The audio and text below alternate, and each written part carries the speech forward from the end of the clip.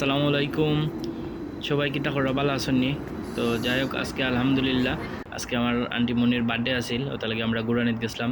তো অনেক জায়গায় ঘুরছি ফিরছি, তো শেষ পর্যন্ত আমরা আইসি একটা রেস্টুরেন্টে খাওয়ার লাগি।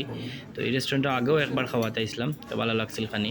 তো আজকে আবার আইসি অন্য খাওয়ার লাগি। যাই হোক তারার খানি সবগুলোও মোটামুটি খুব টেস্টেবল আছে। এর মধ্যে সবচেয়ে বেশি ভালো লাগছে এলাকা তারার যে কলেজার যে গ্রিলটা আছে, এটা আসলে খুবই টেস্টেবল। যাই হোক তারার খানিটা ভালো হইলে কি হইব, কিন্তু তারার সার্ভিসটা অতটা ভালো হয়েছে না আমার কাছে লাগছে। যাই হোক আঙ্কেলের লগে গুড়ানিত গেছিলাম, তো বাইরে ফরেস্টে গিয়া বিভিন্ন জায়গাত ঘুরাই লুয়াইছেন। আর আটতে আটতে খুব টায়ার্ড হয়েছে, অন্য আইয়ার পেটে মুখ লাগছে, অন্য আইয়া খানি পাইয়া লোভ সামলাইতে পারছি না, খুব একবারে গলা পর্যন্ত খাইছে। মাশাআল্লাহ খাইছে খুব পেট বইরা।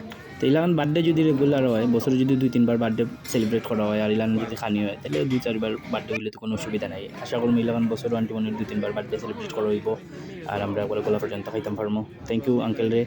আঙ্কেলে আমরা রে আন্টি মনির বার্থডে উপলক্ষে যে ট্রিট দিয়েছেন, এটা লাগে স্পেশালি থ্যাংক ইউ তানরে। তো তারা খানি শেষে তারা একটা রাইস পুডিংয়ের একটা ডেজার্ট দিছিল, আসলে খুবই মজা লাগছে। আমরা ওগু তার বার্থডে উপলক্ষে কেক হিসাবে কাটছি, আমরা ওগু সবাই মিলে কাটিয়ে খাইছি। তারা টার্কিশ টিটাও খুব ফ্লেভারবল আছিল এবং খুব মজা লাগছে। তো সপ্তাহ পরে আন্টি মনির জন্মদিন উপলক্ষে আবারও তানরে হ্যাপি বার্থডে।